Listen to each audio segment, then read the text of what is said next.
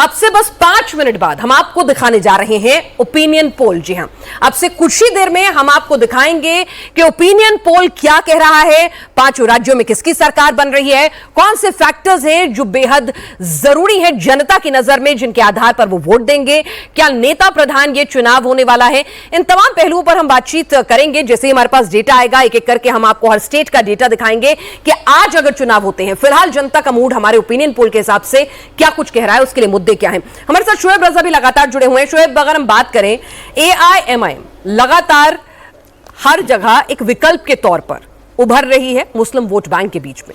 पश्चिम बंगाल में भी ओवैसी जाते हैं, खूब तालियां बटोरते हैं। पिछले चुनाव में ग्राउंड जीरो पर मैं खुद मौजूद थी, तो लोगों ने कहा अच्छा लगता है उन्हें सुनना, लेकिन उन्होंने हमारे लिए भी कुछ किया नहीं, हमें कुछ दिया नहीं, हमें कुछ मिला नहीं। हमें जो कुछ मिला है वो दीदी से मिला है, तो दीदी का साथ कैसे छोड़ दें। देखेंगे, इनको आजमाएंगे। तो क्या पिछले इतने सालों में वो कुछ अपने लिए फेथ, क्रेडिबिलिटी हासिल करने में कामयाब हो पाए हैं? देखिए, अगर हैदराबाद के अलावा बात करते हैं तो महाराष्ट्र और बिहार दो ऐसी जगह है जहां पर एमएम ने कामयाबी हासिल की है और वहां पर लोगों ने उनको पसंद किया है। खासतौर पर सीमांचल का इलाका, अभी जो चुनाव हुए थे बिहार में, उसमें भी उन्होंने 5 विधानसभा सीट हासिल की।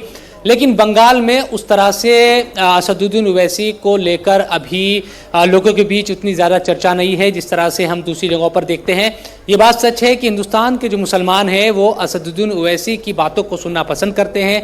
वो जब संसद में बोलते हैं या बाहर भी मंच पर बोलते हैं तो उनको पसंद करते हैं। लेकिन देखना यही होगा कि पश्चिम बंगाल में अब फिर से अगर असदुद्दीन ओवैसी की टीम उतरती है और उनके जो कैंडिडेट है वहाँ पर उतरते हैं, तो वहाँ किस तरह से वो लोगों के बीच माहौल बनाने में कामयाब होगी। क्योंकि अक्सर ये देखा जाता है कि जो पैटर्न रहा है मुसलमानों का वोटिंग करने का, वो ये देखते हैं कि क्योंकि जो विपक्षी पार्टियां हैं, जो अपोजिट पार्टियां हैं, जो बीजेपी के खिलाफ चुनाव लड़ती है, वो इस तरह का माहौल बनाती है कि अगर आप वोटों का बंटवारा करेंगे मुसलमान तो बीजेपी आ जाएगी। और बंगाल में तो बड़ा फैक्टर है ये। और ममता बनर्जी लगातार, जो टीएमसी के नेता है, वो इस बात को कहते रहे हैं कि अगर वहां पर वोटों का बंटवारा होता है, मुसलमान एकजुट होकर वोट नहीं करेंगे तो बीजेपी, क्योंकि सीधी टक्कर टीएमसी और बीजेपी की वहां पर है, तो आसान नहीं होगा असदुद्दीन ओवैसी के लिए पश्चिम बंगाल।